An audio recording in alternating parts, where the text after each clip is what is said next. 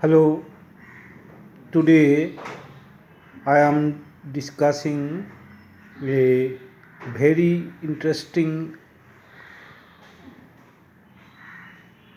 theorem, very interesting of real analysis of postgraduate level. Please listen to it minutely. I am Sarvashish Kumar Pal.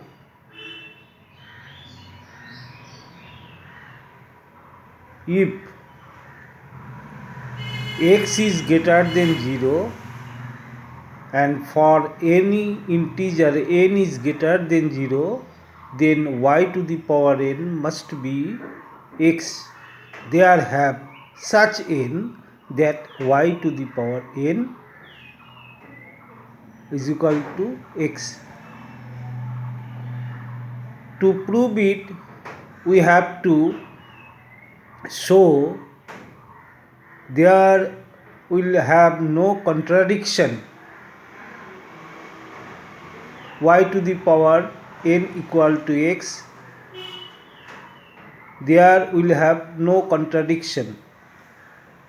Now, how to prove it?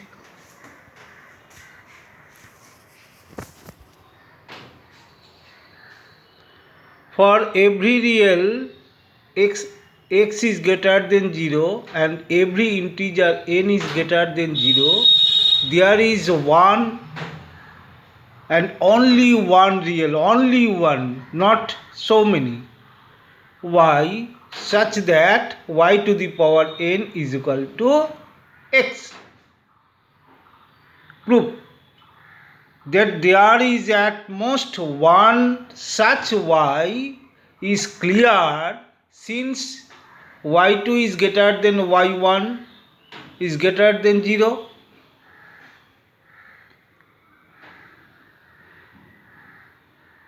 Implies y to the power n is less than y to the power y1 to the power n is less than y to the power n. If y2 is greater than y1 is greater than 0, now we have to prove it by the help of set. Let E be the set consisting of all positive real numbers t such that t to the power n is less than x. If t is equal to x by 1 plus x, then t is less than 1 is greater than 0, as because 1 plus x is greater than x. So dividing it, it must be less than 1 and greater than 0. So t to the power n is less than t is less than x. Thus t belongs to E and E is not empty. So E is not empty. And another case, if t is greater than 1 plus x, then tn is greater than t is greater than, so t does not belong to E. Thus 1 plus x is an upper bound of E. Hence y equal to supremum E. Here t is greater than 1 plus x, the 1 plus x, and that's why t to the power n is greater than t is greater than x. So y equal to supremum E.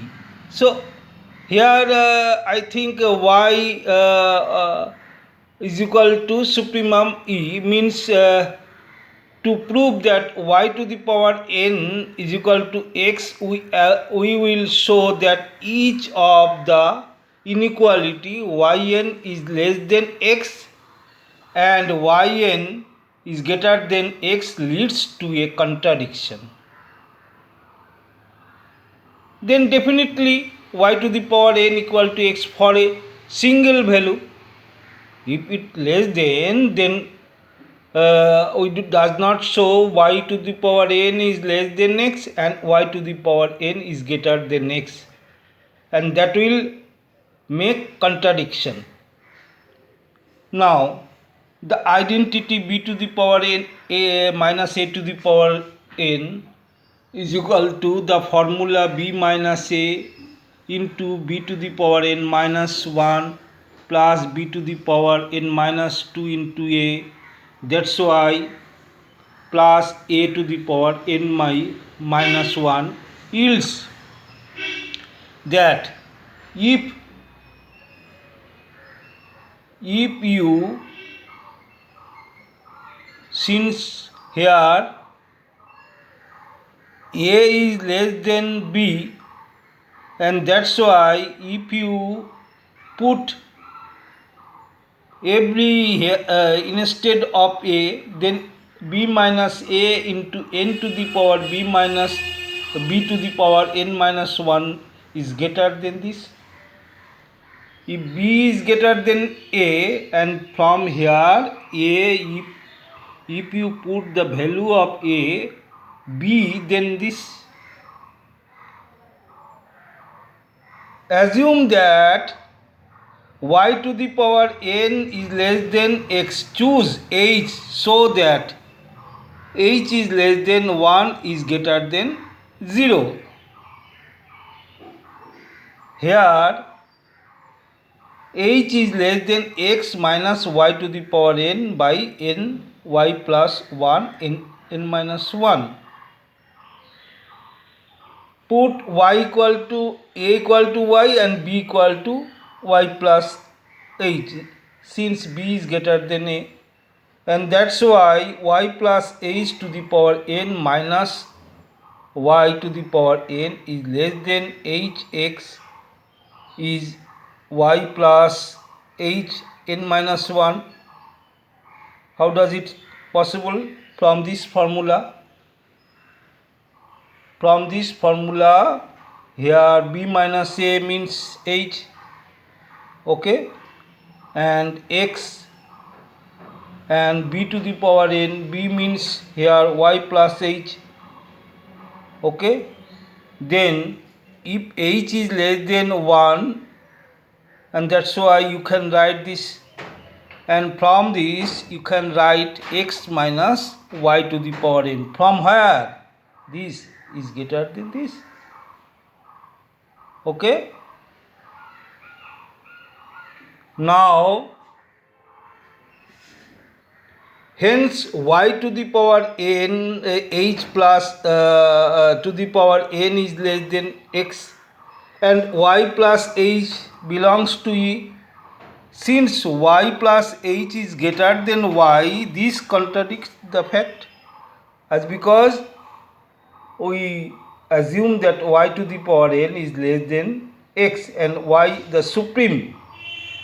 Here we get y plus h 1 supreme, and that belongs to e. So, and y plus h is greater than y, then it makes contradiction. Assume y to the power n is greater than x. Put